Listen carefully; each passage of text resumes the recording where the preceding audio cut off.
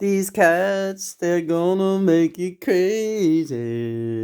These cats, they're gonna make you crazy like Maisie. Maisie has, every day she eats her yogurt. She has oat milk, chaser, and also silver, liquid silver, colloidal silver.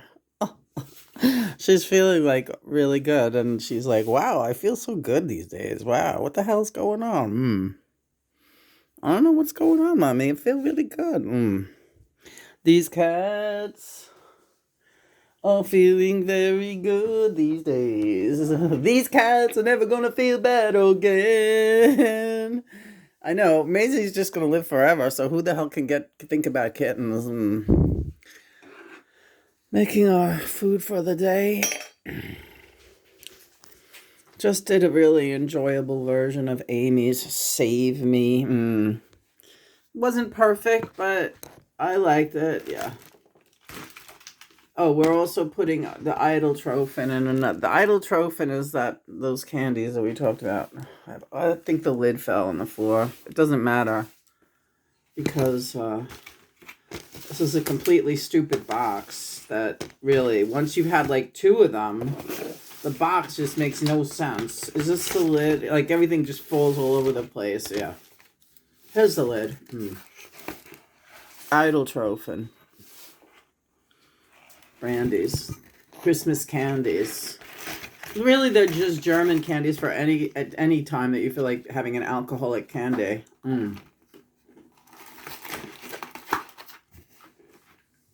But I equate them to Christmas time. This coffee still smells super strong.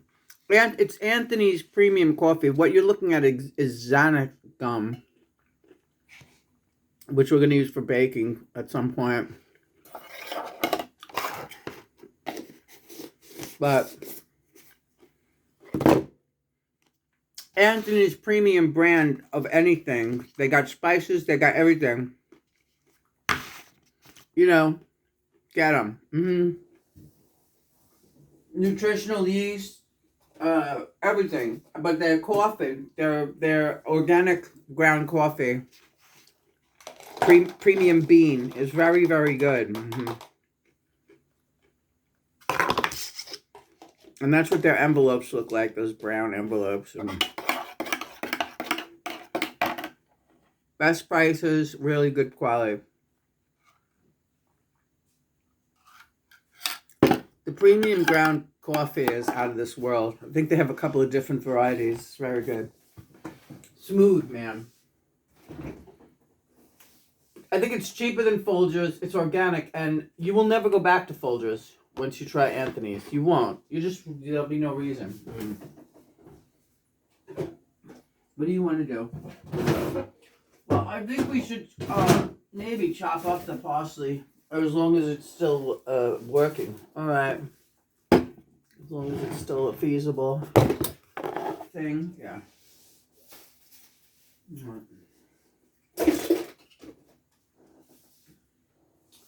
Okay, did you want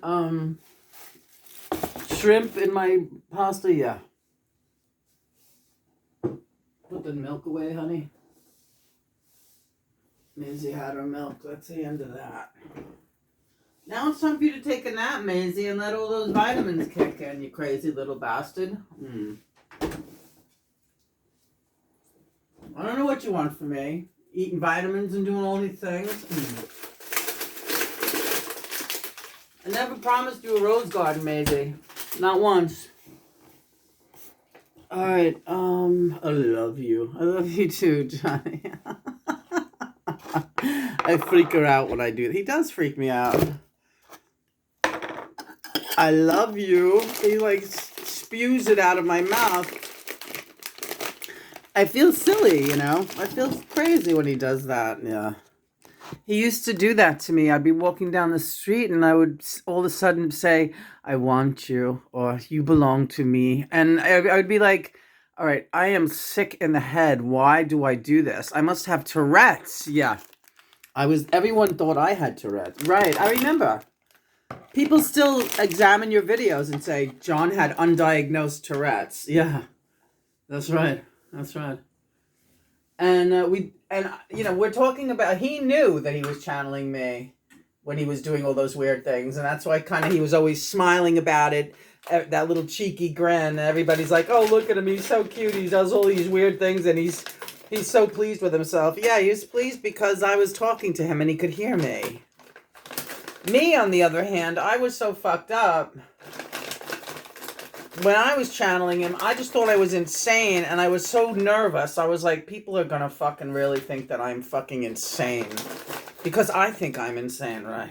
It was too much. It's too much, channel Lena. It is what it is. Now I know what it is, so I'm not upset anymore. But as a teenager, especially. But then by the time I was in my 20s, I was like, used to it. So I was like, okay, as long as I can keep this hidden. And I thought I was doing a good job keeping it hidden. But now John just tells me that he started laying low with it because he realized that it was scaring me and that it wasn't helping him to get through. It was making me scared. And he stopped doing it. So then I was like, okay, thank God I'm not doing that anymore. That's so embarrassing if I'm like sitting with people. And it never happened though. He never did it to me. It would only be like when I was walking by myself or something or alone. And I want you. And I would just be like, oh, that again. What is that? I need you. I love you. And I'm like, oh, come on. This is so fucking weird. Stop. You know, why am I doing this? Yeah. Yeah, I know. So he was upsetting me. He didn't mean to, though. I know he didn't. That's the story with channeling. And out there, if you're like on the twin flame thing, and if this rings any bells, and it should, prior, you know, to reconnection, a lot of weird things are happening to you, and you don't know why. You're not crazy. You're not nuts. I promise. Maisie, on the other hand, is nuts. Maisie, why don't you lay down, honey? Stop doing Blair Witch Project. She does Blair Witch Project. That ending scene where they're just staring against the wall. There's Maisie doing Blair Witch. Mike! No! Boom! The camera falls down.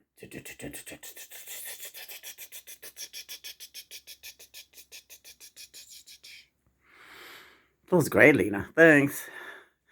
I told you I'm a great director. Well, you didn't really tell me that. No, I didn't. You kind of did, though. I told you. Yeah, you told me I was a great director. Are my shrimps done? Oh, fuck. The colander is being used for that. Oh, Lena. Oh, fucking hell. All you gotta do is dump the... Alright, so we have this fucking thing of parsley here, right? I gotta make myself room on this table. It's a nightmare. It's fucking crazy. Don't lose your sights. Too late. Too late, my friend. Those were the days, my friend. We thought they'd never end. Show the parsley, it's so beautiful. We'd sing and dance forever and a day. Oi. We live the life we choose. We fight and never lose. 'Cause we were young and couldn't find a way. La la la la la la la la la la. They did a parody of that song when I was a little kid. Alan's class did. They did a parody of Those Were the Days. And one of the lyrics was, and running with a bomb was Haley Brown. One of the only black girls in our preschool, or ages kindergarten through 6 at the time. There was three black girls in the whole school of hundreds of kids. Haley Brown, Regina Sumter, and Magali. I don't remember Magali's last name, but she was Haitian. There was also, those were the girls. And then there was like two boys, and I don't remember their names. But they were nice looking boys, and they were sweet. Jerome Brown. I think Jerome Brown. He might have been Haley's cousin. Haley Brown. But anyway, one of the lyrics in the song was, and running with a bomb was Haley Brown. The kid was in fucking...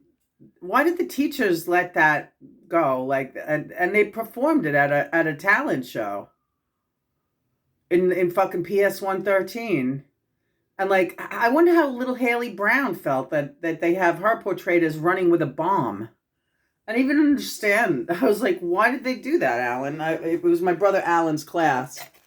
And he was like, I guess she's a nigger, right? Like, and I was like, so black people run with bombs places? I never heard of that. Do they do that? And he was like, they do stuff. I know that. And I was like, I don't even understand this. But anyway, this was our fucking grammar school. And that was like going down. Like, and the teachers were like, oh, haha, running with the bomb was Haley Brown. Like, and how did that well, I don't even think that little girl's family came to the school because those parents, forget it. I never understood what was going on with that school and the segregation and all that. I knew all those girls and I liked them, especially Regina. Me and her were really good friends. My mom wouldn't let me bring her home for lunch, though. Oh, what? The black? I said, yeah, and she's one of the black girls in school, and she's really nice. Oh, no. You can bring home Terry Horowitz. You can bring home Linda Polner. You can bring home any of those Jews from fucking the projects, whatever, because most of the kids, most of them were Jews shipped in. They didn't even live in that area of Queens. They came from the projects. We call them the Jewish projects, but it was the other side of Woodhaven Boulevard. But my mother was like, oh yeah, they can come, but not Regina Sumter. No. Like, and I shouldn't have even ever said she's a black girl, but something told me to say it. And it's a good thing actually that I did, rather than invite Regina. Because my house was right across the street from the school, so it was easy to bring people home for lunch. My mother only let me do it once. You want to go to my house for lunch? I thought it was such a cool idea. Maybe it would be like, I could do it once a week or maybe once every 2 weeks. My mother was like, we're not doing that again. All she'd had to do was open up a can of chicken noodle soup and put out some toast. She was like, I got a lot of work, Lynn, during the day. You can't make me do that. This is the only time. And don't bring no niggers home, whatever you do, because then you're going to be out on your ass. Was implied. Daddy comes home and sees a black kid sitting here. Uh-oh. You think he hates you now. Bad enough I was known as the nigger lover by my entire family for being friendly to other races. Interesting memories. Memories may be beautiful, and yet what's too painful to remember? We simply choose to forget.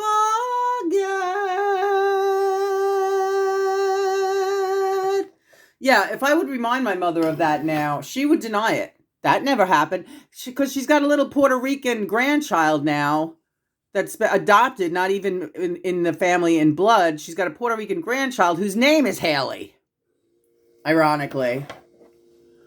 Because my father hated Puerto Ricans too. I couldn't bring a Puerto Rican home. What are you, fucking crazy? Puerto Ricans might be worse than niggas in his book.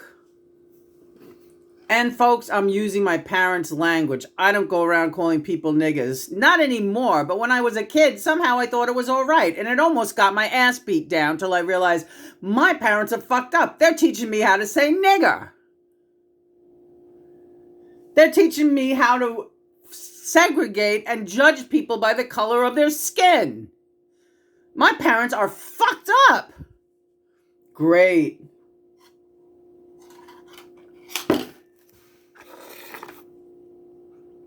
It's a harsh reality because you want to think that they're, you know, loving. You want to think your parents are loving. No matter what anyone tells you, that's what you would like to think of your parents. They go to church. At least my mother did. My father acted like church was for idiots. Which kind of makes sense. Because he's an idiot. But then again, so is my mother. So yeah, it makes double sense.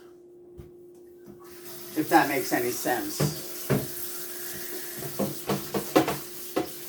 At any rate, racism is no good. Not good. I know there's parents, plenty of them out there, that are still teaching their kids racism. And by racism, it can mean anything. Because I know people who fucking hate white people. I don't blame them. I hate white people.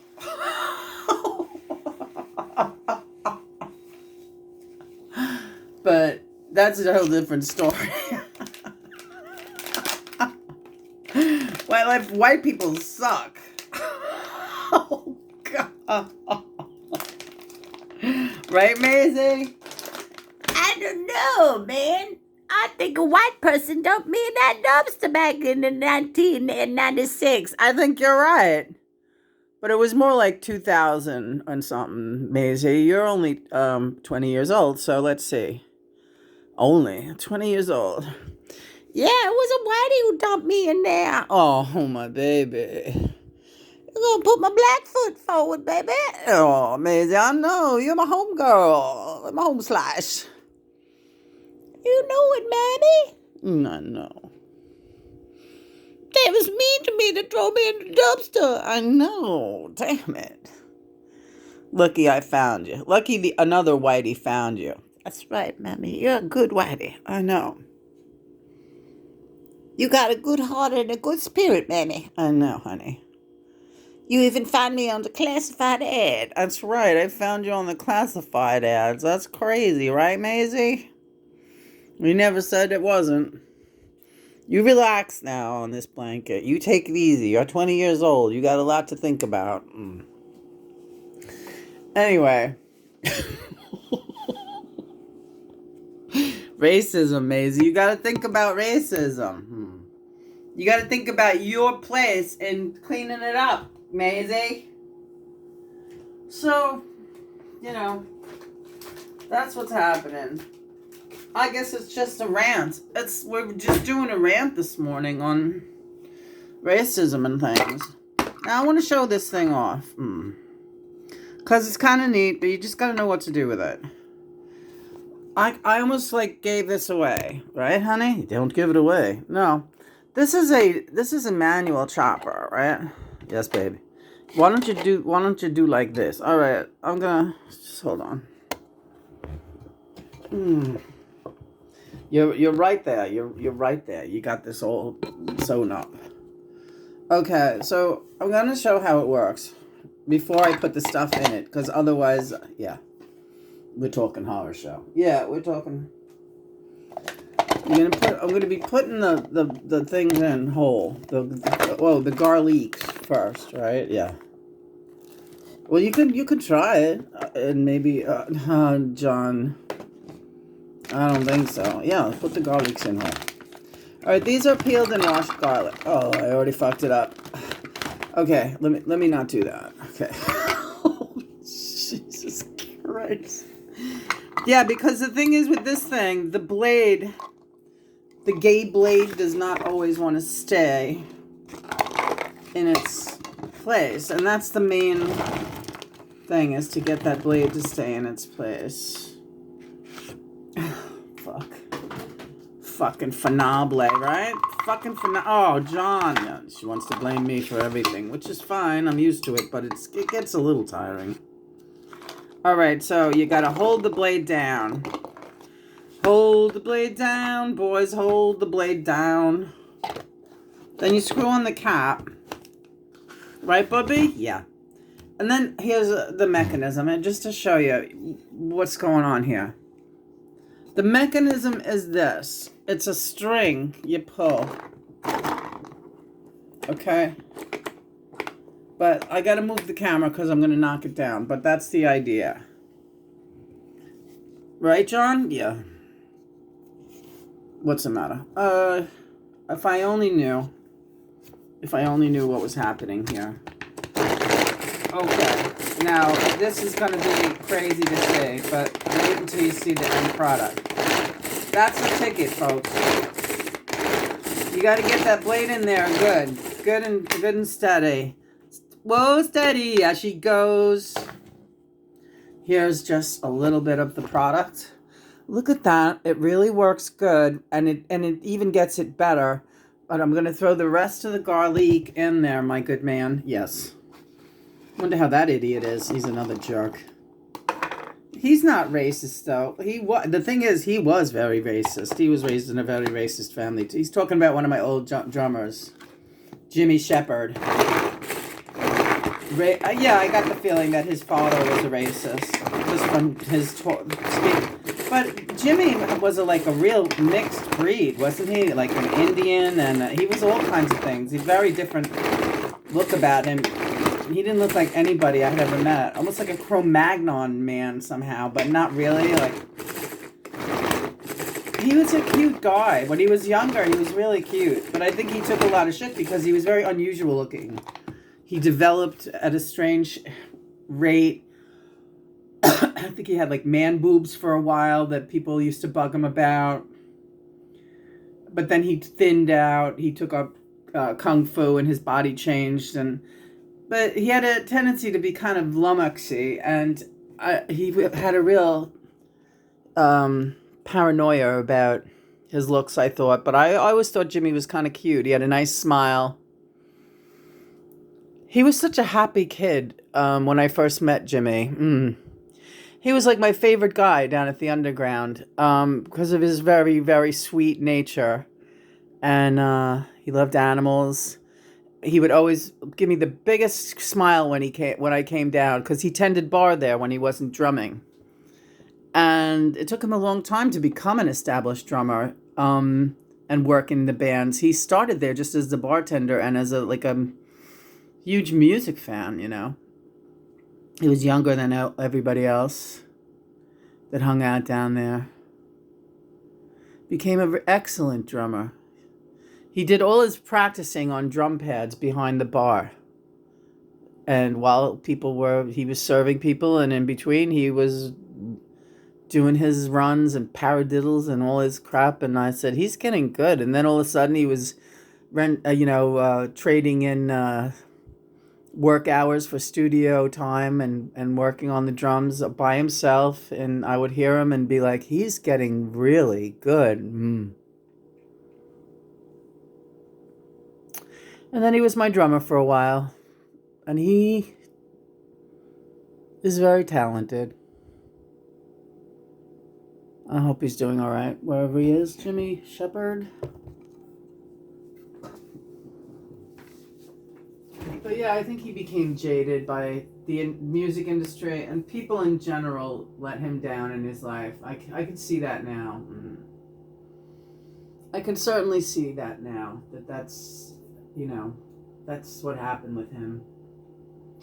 So then he let me down, but I don't blame him. He wanted to be in a project that was going somewhere, and he joined my project just as it was heading downhill.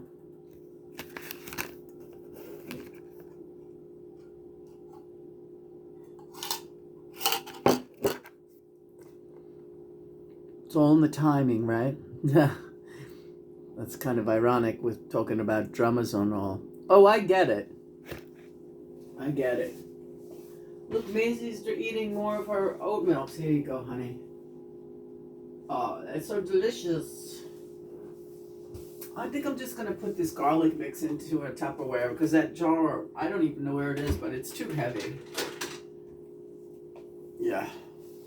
So let's like take a look at this. Yeah, I had a lot of fun with Jimmy though, when he was just a bartender, not just a bartender, but when he was like mostly just tending bar, we fucking laughed our ass off. He was such a good friend, and I forgot that later on, like after we worked together. It's hard. It's hard to maintain that kind of, friendship. So this is the garlic. Once you start working together, it becomes different. Yeah, even working in a band. Not even working in a band, especially working in a band. Couples who work together break up all the time. It's too heavy, it's too intense, it doesn't work. One of my other drummers, I think he gave me the impression he was interested in me after my divorce. And, we used to go out to dinner a lot after the shows, and even after rehearsals, be like, come on, and it was just unspoken. Like, come on, let's go, you and me, pal. And he started behaving like he was really interested in me, and I thought, well, why not,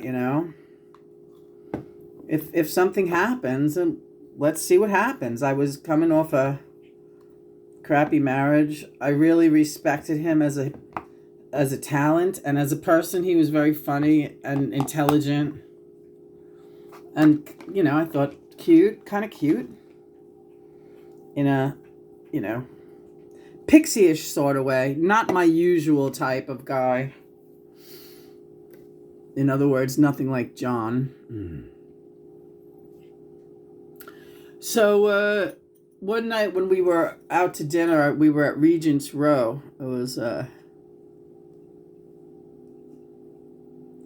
very popular bar in Forest Hills. He also introduced me to Danny's Pizza in Forest Hills. I had never gone to Danny's before Mike. Culkin, he was a cousin to Macaulay Culkin. It's the first cousin of that guy. And I think it was on the way to Regent's Row or something. I don't remember. We were in the car, I remember. And he asked me, how do you feel about couples who are in a band together and do you think that can work? Do you think that that's a possibility? And it was a very pointed, he was asking me how I felt about it. Because I could tell he was getting into me. And then when I got divorced or got separated, he was really, really calling me all the time. And like more than usual. Like the friendship was getting deeper. And I started to think, yeah, this might be happening. I might be getting involved with this guy. This is pretty amazing. I would never have thought so, but... And I started to like feel like I was maybe falling for him, I really did. He could charm when he wanted to. There was an honesty about him. But then, all of a sudden, I think I know, and John has told me since then, his friends he was very influenced by like these punk rock friends of his. Well, not punk rock even, thrash, hate, like hate metal, like anti screaming about we're gonna kill niggas metal. These were his other friends that were nothing like him, I thought. But then it's like, if they're his friends, yeah. So those friends, I swear, they thought they owned him because he was also playing in one of their bands, the Bleeding Hemorrhoids, yeah. And George, the leader of that band, was obsessed with Mike. And all of a sudden, he seemed like he had his radar out. He was like, whoa, Mike is spending a lot of time with that fucking hippie chick who he's in that other band with. I don't like this. And he started showing up at my gigs and heckling me. This guy, George. It started to become a regular thing. And I was like, what is this? Now I have to deal with this fucking hate guy. And then he starts bringing his friends, his other hate friends, and they're heckling and screaming, Mikey, Mikey. And then one night when we played at the Sun Mountain Cafe, they threw a bottle at him. George threw a bottle at Mike. It was like he was so angry at him because we were doing a great gig and people were really into it, and it was an exciting night. And this fucking asshole, George Hemorrhoid, is sitting like in the third row, and he throws a bottle at Mike. And Mike, being so deft as a percussionist and he had great reflexes, he just reached up in the middle of a drum. This thing almost hit him in the head.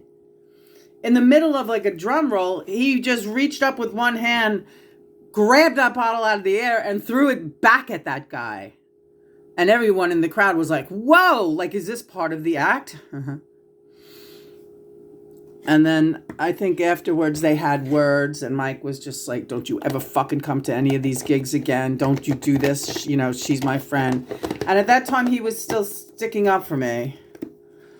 But then his attitude started to change, and he stopped being friendly to me. My own drummer, who was like, here I am thinking maybe we're even going to be in a relationship at some point.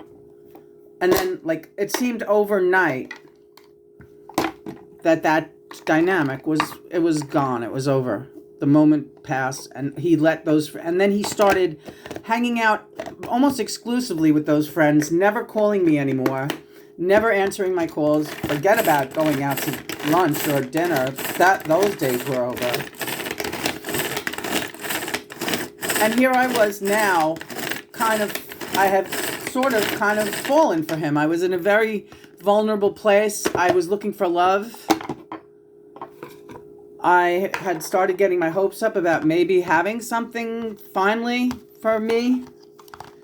Someone's really special, another musician that would love me and work, and we could work together. And I started thinking of a life together. Of course, it was ridiculous. He was not my type at all, as it turns out. Physically, emotionally, spiritually, or otherwise. But I had convinced myself that, because I wanted it so badly, and when it started seeming really nice and comfortable and like a real possibility, I told myself that I could learn to love this person if they loved me. But anyway, he quit the band, which was the worst part of it, because he was the best influence on me in that band. He was a hard worker, and he had so much faith in me, and he was willing to pound the pavement with me and go gig hunting and everything. You know, he was a real partner to me. I got used to having this partner.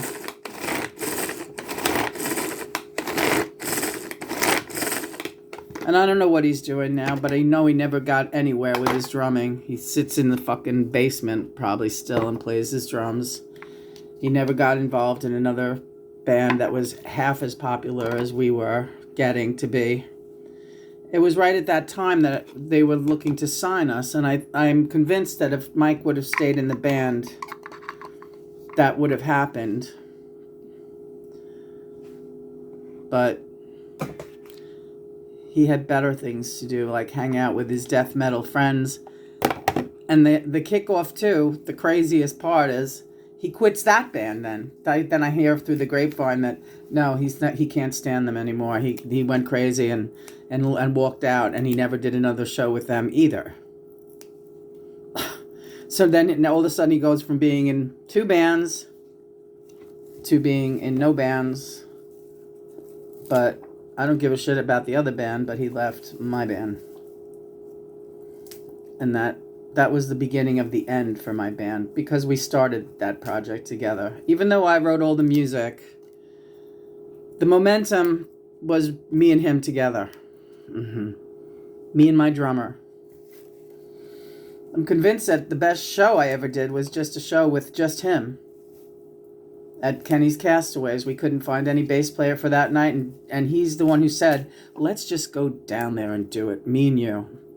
Guitar and drum. We rocked the shit out of that place. And they were screaming. And that night, Roger at the fucking door, the owner or the booking agent, Roger of Kenny's, he was also the voice of the Gorton's fisherman, British guy. He said, Lena, this could be it. Or Linan, this could be it. You're gonna maybe take them by storm. It's looking good. And that guy booked me all the time after that, no matter what. But I'll never forget one of the last shows. And Roger said, you're still great, but it might never happen, Lena. And I thought, well, that's a different tune than a couple of years ago, isn't it? He changed his mind. He changed his mind about me. If Roger feels that way, well, I guess it might never happen now. Oh well. What happened, happened. I did an awful lot of playing over the years, and I had some fun. I got good and drunk, that's for sure. Had some laughs.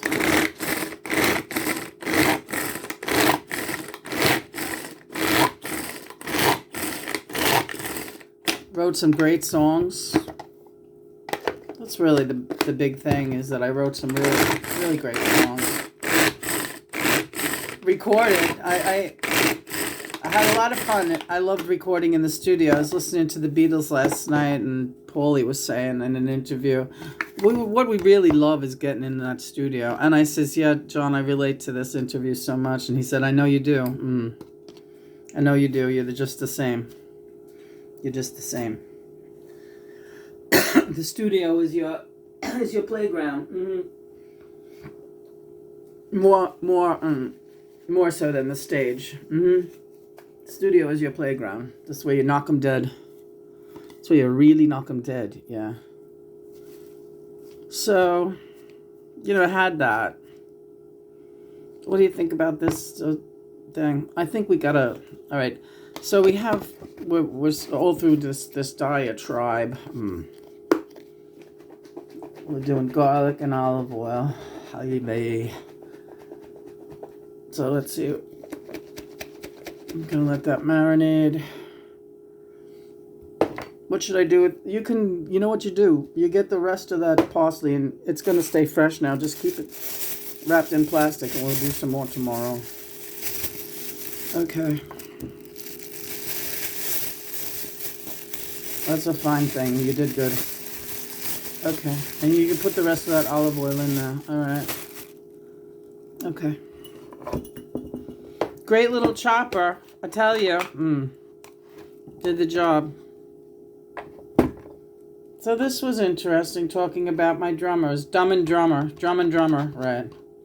And they were consecutive. They were right after each other. I had Mike first.